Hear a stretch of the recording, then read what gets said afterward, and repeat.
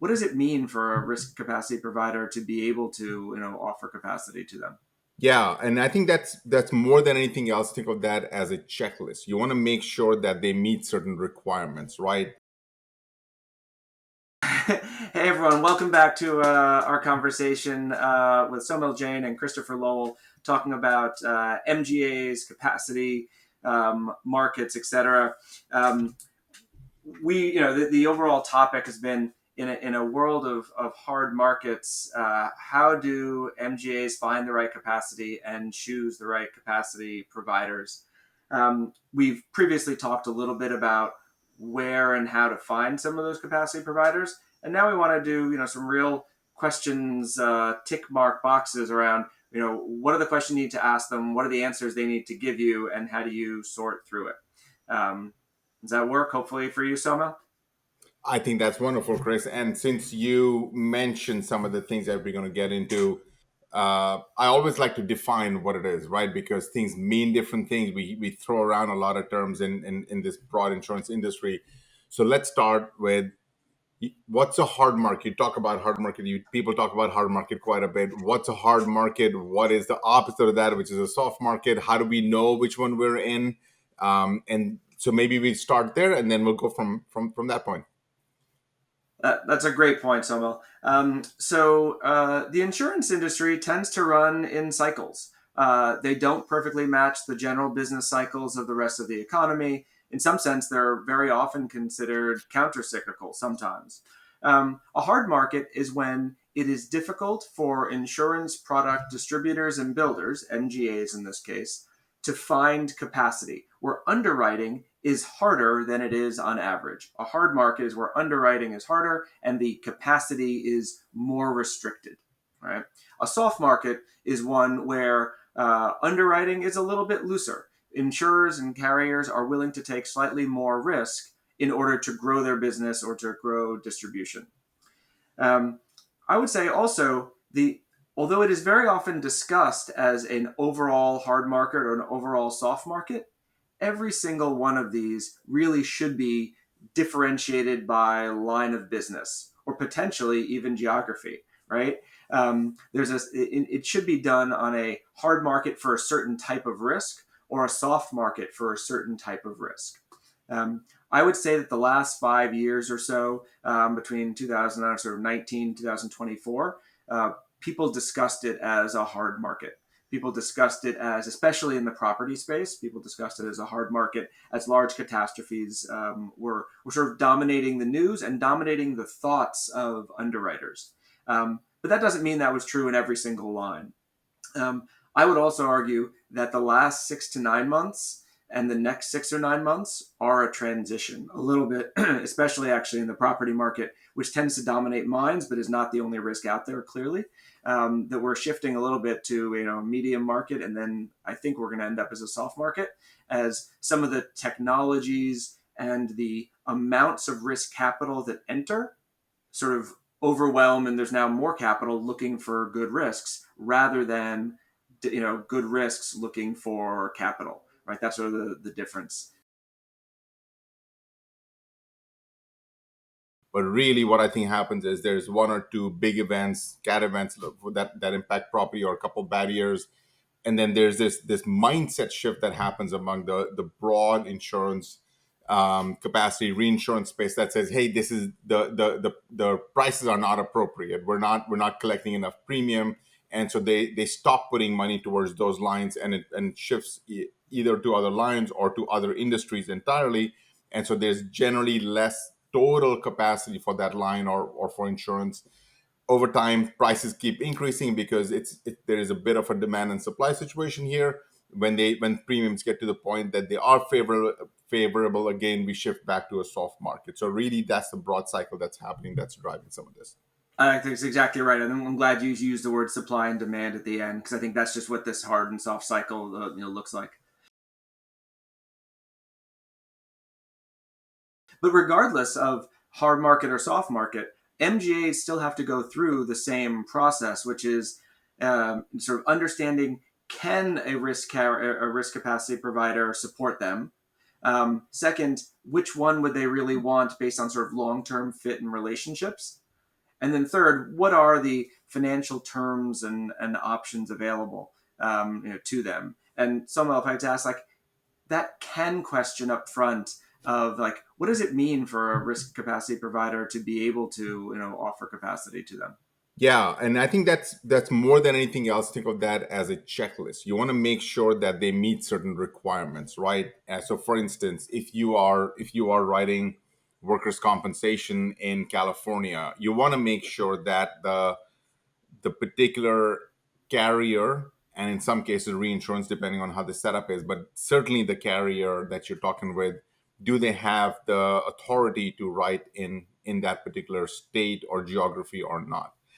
There are some carriers that have the ability to write across all, let's say, 56 jurisdictions that make up the United States. Some are limited. Some will only have jurisdiction in a certain regions or so you want to understand that right up front, right? If you, let's say, you only want to write in the Northeast and the carrier also supports that, wonderful. That's a good match. You don't need a countrywide writer in that case. Obviously, the broader, the better. It gives you a ability for future expansion. Similar question around line of business, which is, hey, if you like, if you're interested in writing workers' comp as an MGA, do they support that? Do they have authority? What gets interesting is a lot of carriers, particularly some of the emerging carriers, may have some jurisdictions and some lines, but not all combinations. So you want to, that's the kind of checkbox thing. You want to make sure that they do actually write specific, or they have the authority to write specific lines in the specific geographies that you're talking about. Um, we've talked about this concept of admitted versus non-admitted. Chris, I don't know how much detail we got into in the past, but for now, let's just say once you've defined how you want to write, whether you want to be admitted or non-admitted, make sure that the carrier supports that. Again, this is one of those checkbox things. You want to ask them the question like, hey, do you have ability to write admitted lines for workers' compensation in California, right? That's kind of the extent that of the conversation that you want to have.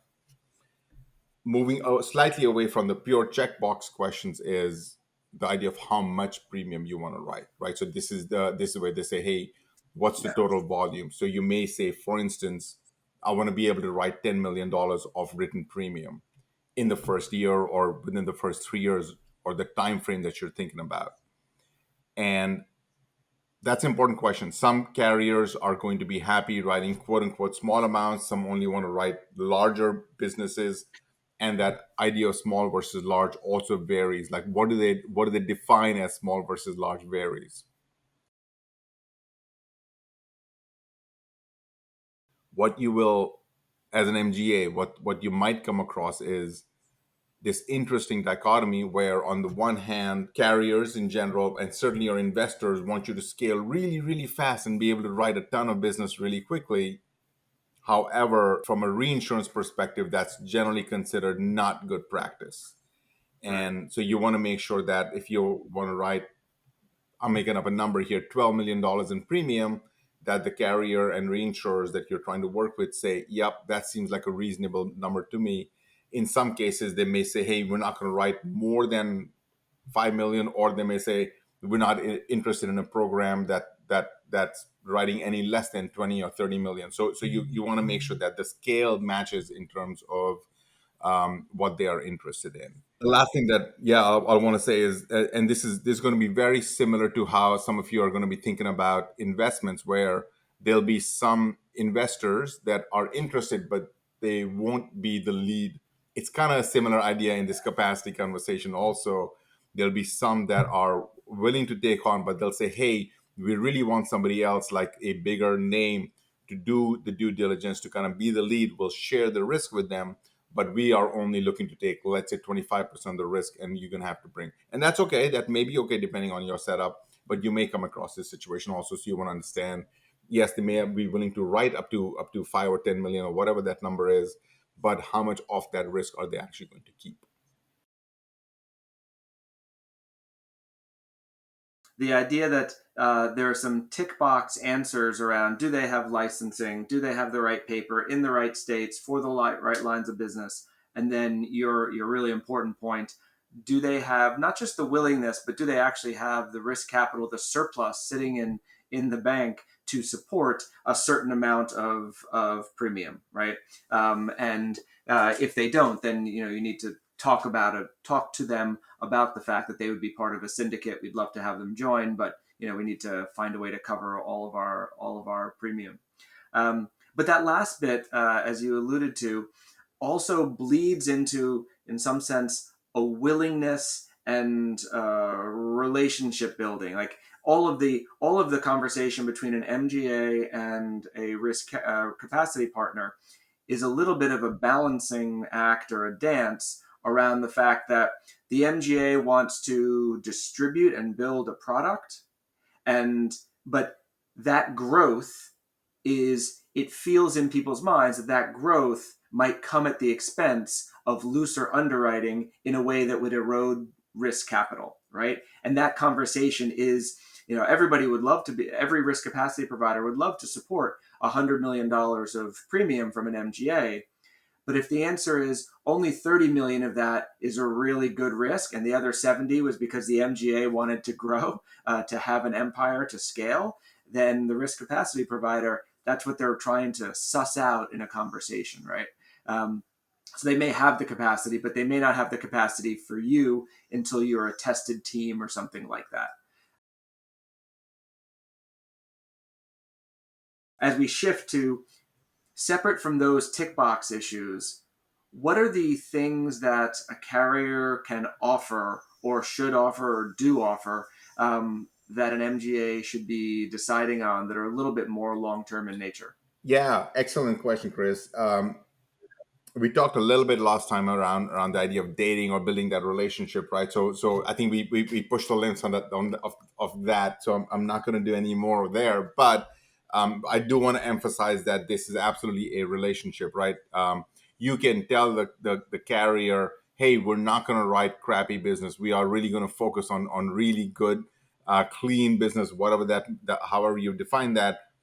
They have no reason to believe you until they've actually started working with you and see that happening in real time. So part of the discussion is exactly that: is how much, who has the pen, who has the ability to make those decisions, who is kind of defining what exactly is the underwriting guideline, what's in, what's out, how are we going to define the premiums and the prices for it, who's building the actuarial models, um, who's drafting the policy forms, exactly which forms are you using, is there an industry form that's available that matches your needs perfectly, or do you need to manuscript this or somewhere in the middle? All of these things are not check boxes but really discussion items, because in most situations where you will end up is that the carrier can take on some of those roles. They may choose to take on some of the roles, they may choose not to take on some of the roles, they may rely on the MGA, they may require the MGA, and there's a wide array, and it's not always the same across all different carriers. So, and you may not want that to be the same. I've created programs in the past where within the same panel of reinsurers, there's one reinsurer that says we are going to audit everything. Like, we want to audit the first 100 policies you write. And there are other reinsurers that are kind of more hand wavy and say, nah, as long as they hit the loss ratios, we don't really care, right? So who do you want to work with? And on the one hand, it seems like, hey, it's wonderful when we have a situation where we have all control as an MGA, and the reinsurers isn't bothering us. The reality is they serve as a really solid layer of checks and balances. There are things you're going to miss as an MGA because you may not have that same depth of knowledge or experience that some of the reinsurers have. And sometimes you kind of want that second set of eyes just to make sure you're not doing something that is really going to put your business under, because you haven't thought through about all the consequences, and perhaps the reinsurers has, because they have much more experience doing this, right? So it's not always the right answer to say we'll do everything, you leave us alone. And it's not always the right answer to say, hey, if you are Right. offering this, great, why don't you do all of that? Because that could swing the pendulum too far the other way, where you feel like you have no control over it, and they're the as a reinsurer, perhaps they're writing a different kind of business that you wanted to write to begin with.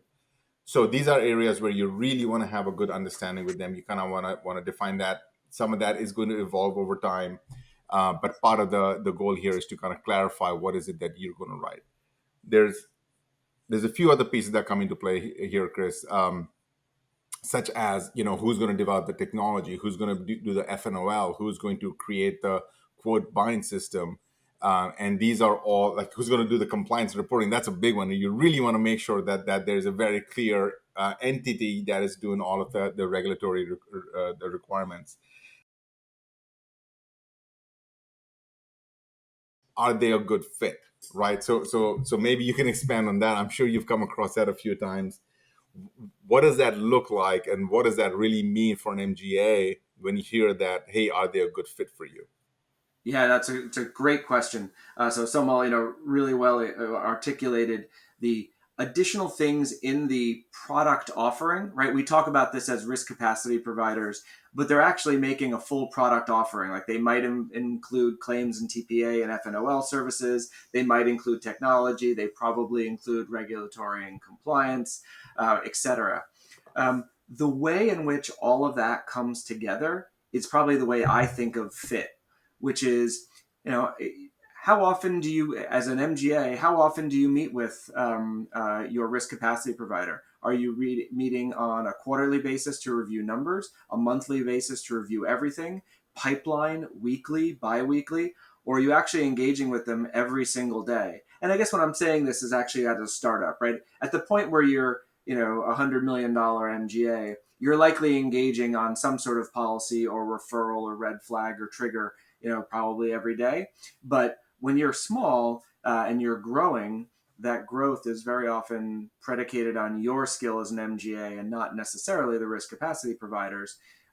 So if they're with you every step of the way, does that feel good or bad? Right? In some sense, the way Somel described a reinsurer as having really good expertise and wanting to support you through that, their support should feel positive to you, right? If it feels like someone over your shoulder checking your work, that's not a positive relationship. But if it feels like a partner who is adding advice in a way that feels timely and valuable and where the incentives feel really aligned, that's really positive. And sometimes it's actually really difficult to find. If you find a risk capacity provider where you think 97% of the time this is a incentives are aligned relationship, and only a couple percent of the times is there any type of adversarial distribution versus underwriting relationship, I think you've probably found a pretty strong partner.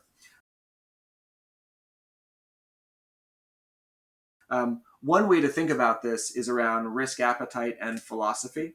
You really want to make sure that if the MGA is really focused on only the safest risks, that your risk capacity provider, sort of from a philosophical perspective, is also focused on the safest risks.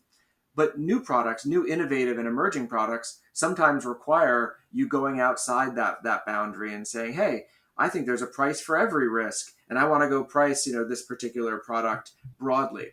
And you definitely need sort of an innovative, forward-thinking carrier if that's your type of your MGA product. You need to find a sort of a strong match from that perspective. Another area that helps figure out long-term fit is, are they willing and do they actively want to introduce you to other people who can help you, right? I have met a number of risk capacity sort of platforms or providers where it really did feel like their primary goal was to help me and help my MGA and program succeed. And that's a really positive feeling, and it extends to them introducing you to other fronting carriers, to other reinsurers, people who will say, hey, we're not comfortable yet writing the 10 million to 20 million layer on this product, but we can introduce you to people who are, and we're going to spend our own relationship capital and our time and effort to do so. Right? That's a really positive relationship. That said, there are a number of purely transactional relationships that will absolutely work and that you might start with, right? Just you need capacity and you're willing to do everything else. But at some point, if they're offering other positive services and they feel good, I think you should really sort of, you should take them. Kind of dig into a tiny bit is that idea of what time frame do they have in mind? Like, are they purely transactional? Is this a 1 year treaty and then you're starting over, or are these capacity providers that really want to have a longer term relationship with you? Potentially this is somebody that you'll be working with over multiple treaties, and they will excuse some of your mistakes because they know that you're learning, right? That idea, and that's kind of where that philosophy piece really comes into play, is are they a good long-term fit for you? I think that's very important. It's easy to overlook when you're just looking to kind of get that first win and get the paper going. But one thing I'll generally advise MGA is if you find a carrier that feels like a good longer term fit, but maybe the terms you're offering are not as good, I would still take that over somebody that's a short term uh, agreement only, even if it's better terms. And again, that's my advice, but that's something that I have found to be beneficial. Thoughts I on that, Chris? I completely agree. Well, I'll also say, I think we'll probably, end and wrap here. But you just sort of, given our lead to probably our next conversation, which is what are the specific terms and economics of Yep. the arrangement between an MGA, and what do MGA economics 101 really look like? Like how are we splitting up the premium? And that feels like a good place to give us our anchor for our next conversation. Perfect. We can have more of a mathy conversation on that one next time, Chris.